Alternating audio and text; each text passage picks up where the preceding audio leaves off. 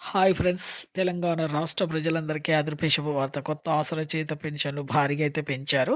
ఇప్పటి వరకు కూడా మరి ఈ నెల అంటున్నారు, ఆ నెల అంటున్నారు. ఇచ్చేది ఉందా? లేదా? అనేసి అడగడం జరుగుతుంది. ప్రతి ఒక్కరు కూడా ఇన్ఫర్మేషన్ అయితే క్లారిటీగా అయితే ఇస్తారండి. మరి స్కిప్ చేయకుండా అయితే వీడియో అయితే చూస్తేనే మీకైతే అర్థమవుతుంది. లేట్ చేయకుండా అయితే వీడియోలోకి అయితే వెళ్ళిపోదాం. పాత వారికి, కొత్త వారికి, వృద్ధులకి, వితంతువులకి, ఒంటరి మహిళలకు 4,000, వికలాంగులకు 6,000, హెచ్ఐవి, బీడీ, చేనేత, మగ్గం కార్మికులకు 4,000, డయాలసిస్ వారికి కూడా 4,000. ఇప్పుడు చాలా మందికైతే రద్దు చేస్తున్నారండి. డబుల్ పెన్షన్ తీసుకున్న వారికి, అలాగే వెరిఫికేషన్ చేస్తున్నారు.